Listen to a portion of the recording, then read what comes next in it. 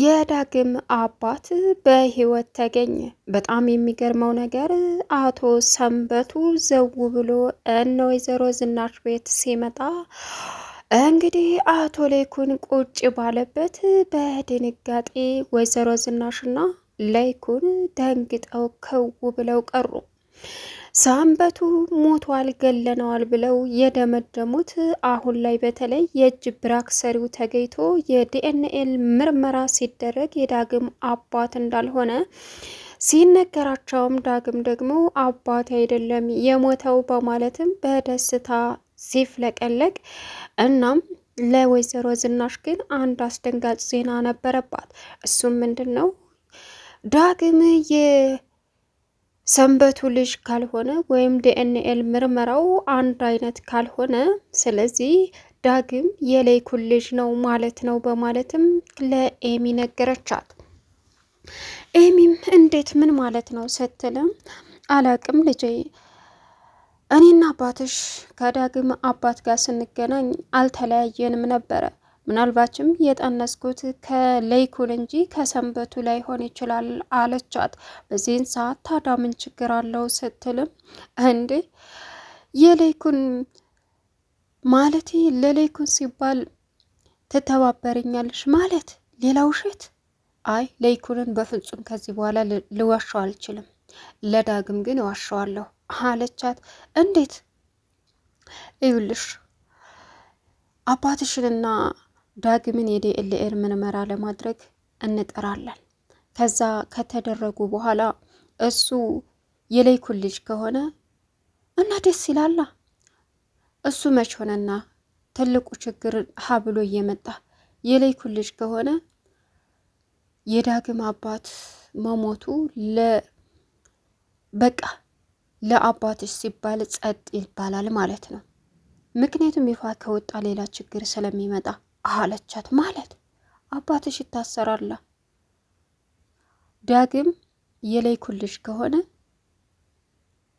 ስለዚህ የገደለው ደግሞ ሰንበቴን ነው አለቻት። ወይ ታታ የዚህ ቤት ታታ መቼ ነው የሚያልቀው? አለች ኤሚ።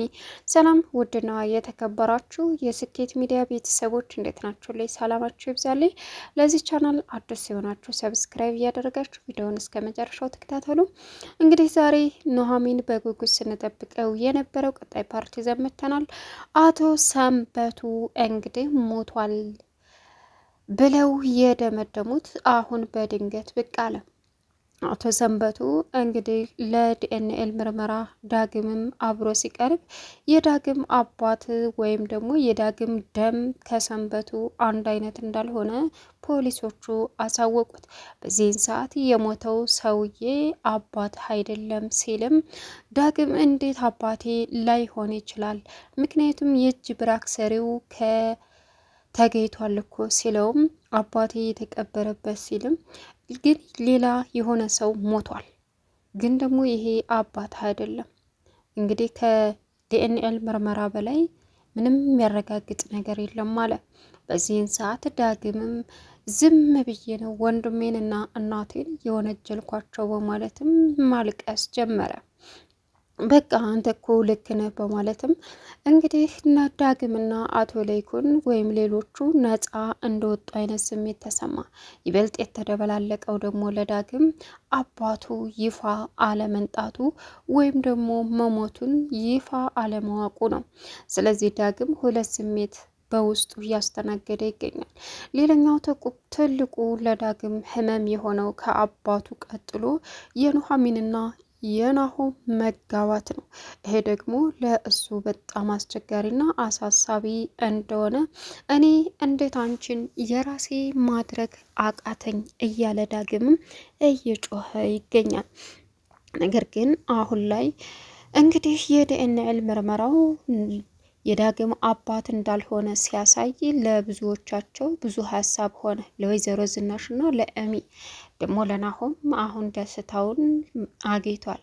እኔ እኮ ነፃ ወጣው፣ ሰርጋችንን በቃ በነፃነት እናሳልፋለን ሲልም እንግዲህ ለዳግም እኮ በዚህ በአባቱ ብቻ ሳይሆን ሆን ብሎ የእኛን ሰርግ ለማጨናጎል ነው። ሳይካተሪስት ሊያየው ግድ ይላል።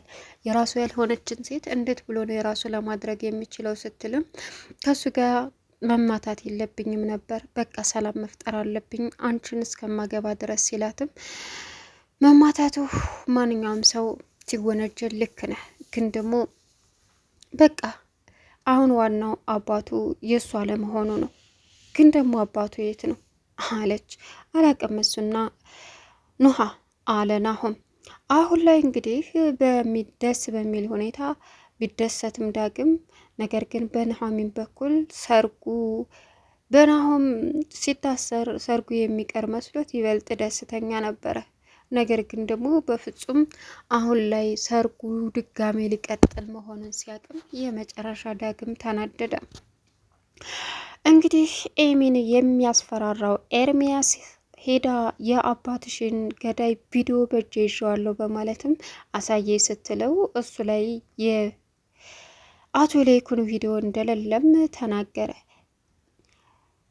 እንዳለ ሲነግራትም አሳየ ስትለው እቤት ነው አላት። እሺ እቤት ውሰድና አሳየ ስትለውም አላሳይም በቃ ሲል እጁ ላይ እንደሌለም አወቀች። ከዛም ከዛሬ ጀምረ እኔ እናንተ የመጨረሻችን ግንኙነት ነው፣ በዛ ላይ ቪዲዮ የለህም ስትለው አሁን ገና ይሄ ቪዲዮ አስፈለገኝ በማለትም አምራንን ፈልጎ ሄዶ ቪዲዮውን ወየት ነው አንድ ቪዲዮ እንኳ አይጠፋሽም ሲላትም ለምን ስትለው በቃ ገንዘብ የምናገኝበትን አማራጭ አላት።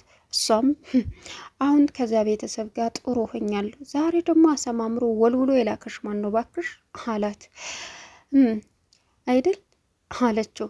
ከዛም ጥሩ ሆኛለሁ፣ ኧረ ባክሽ ምን ሆነሽ ነው? ቆይ እዛ ቤተሰብ ላይ ምንም አይነት ነገር አላደርግም፣ እርሜ ለአቶ ላይኩን አለችው። ምን ደግሞ እድሜና ጤና ለላይኩን ተመኘሽ? ቆይ አቶ ላይኩን ወሉሎ ነው ላከሽ አላት። አዎ ምን ልታርግ? ምን ልትሰራ መጣ? ያ ቪዲዮ ይኖርሻል? ለምን?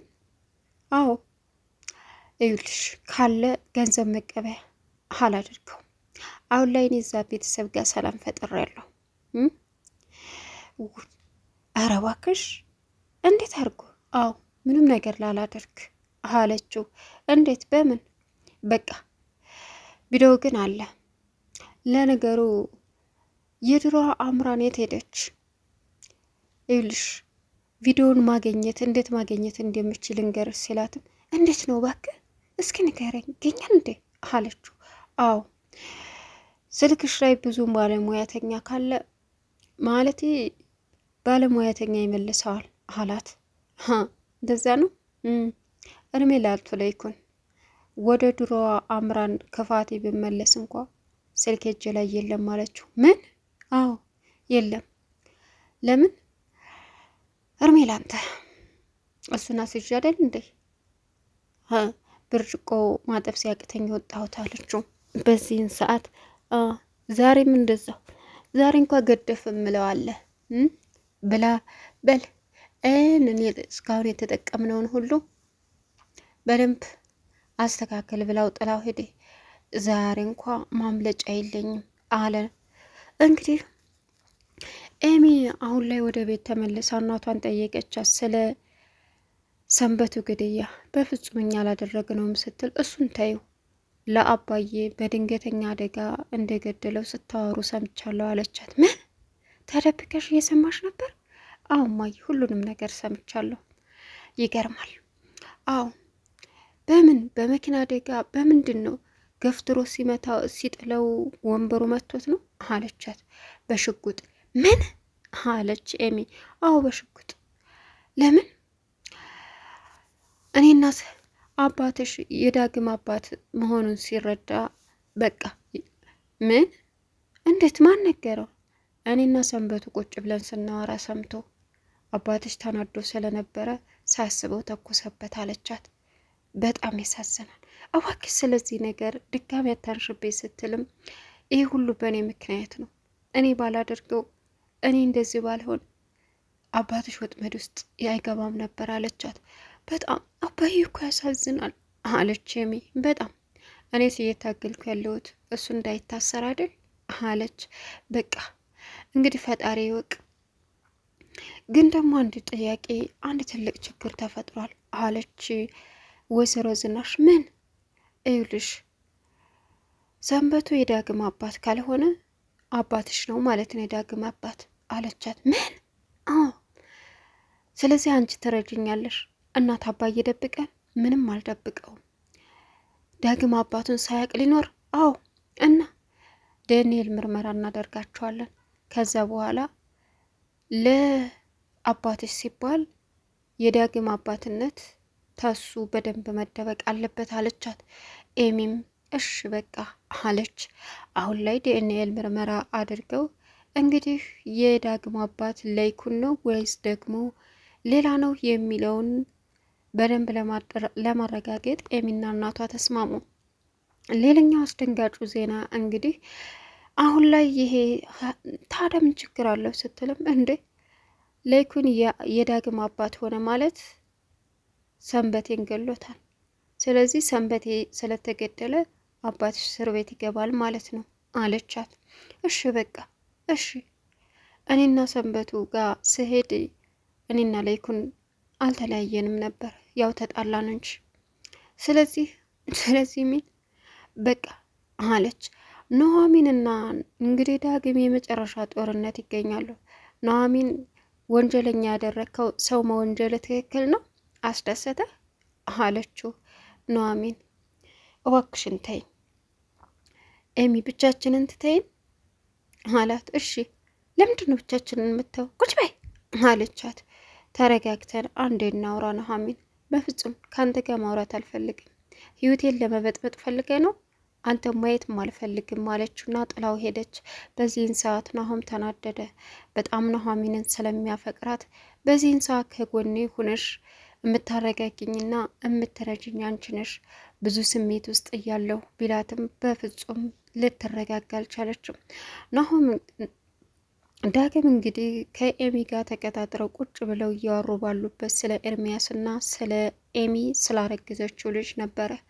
እናም በኤርሚያስ ጉዳይ ያለሽ ውሳኔ ምንድን ነው? በኋላ ችግር ውስጥ እንዳንገባ ስትላት፣ በፍጹም ኤርሚያስን ማየት አልፈልግም፣ ዳግም ወደሱ አልመለስም፣ ልጄን እንደሆነ በልጅሽ እንዳትጠጠች፣ በፍጹም ልጄን እኔ ያሳድገዋለሁ፣ በአባዬ ስም ይጠራል፣ አባዬ አልፈልግም ታለ በእኔ ስም ይጠራል፣ ይህንን አረመኔ ወደ ህይወቴ ድጋሚ አላመጣም አለቻት። በቃ ይህንን ነበር የምፈልገው፣ ስለዚህ ጠንካራ ነሽ አለች። ቻናሉን ሰብስክራይብ እያደረጋችሁ መልካም ቆይታ